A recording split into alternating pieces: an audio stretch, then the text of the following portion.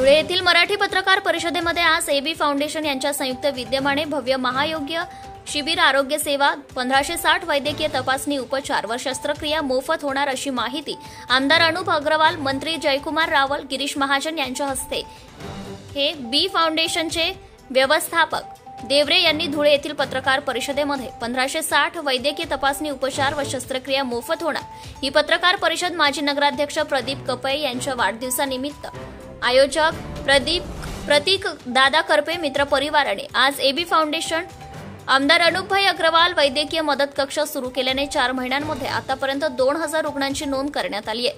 तसेच सकाळी 10 वाजल्यापासून संध्याकाळी 5 वाजेपर्यंत मोफत सेवा देण्यात येणार आहे। हे शहरमधील अनेक तज्ञ डॉक्टरांचे देखील यावेळी सहकार्य लाभले आहे। 4 महिन्यात 8 लहान मुलांचे ऑपरेशन देखील करण्यात आले आहे। एबी फाउंडेशन आरोग्य दूत म्हणून आज धुळे जिल्ह्यातील दिसत आहेत।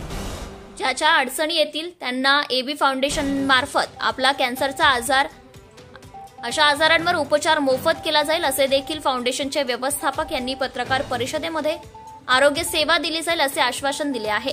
त्यांच्या संकल्पनेतून जळगाव जीएम फाउंडेशनची स्थापना झाली आणि त्या माध्यमातून जळगाव जिल्ह्यात ज्या पद्धतीनं आरोग्याचं काम झालं एक आरोग्याची चळवळ तळागाळापर्यंत रुजावी यासाठी प्रयत्न करत आहे। अगदी त्याच पार्श्वभूमीवर जीएमचाच अंग म्हणून एबी फाउंडेशनची स्थापना धुळे शहरात करण्यात आली।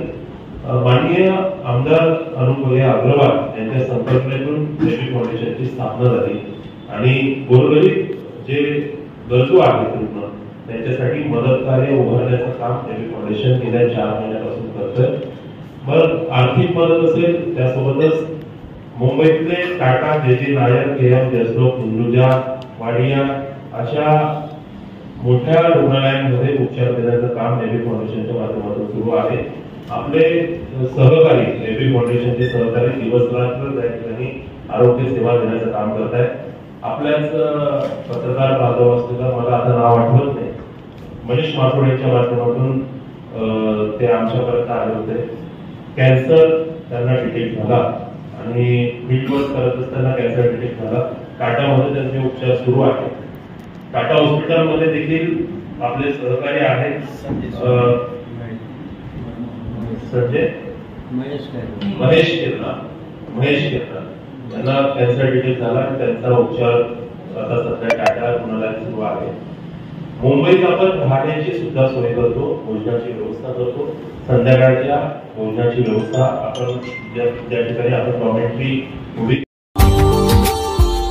Subscribe now and press the bell icon. Never miss an update.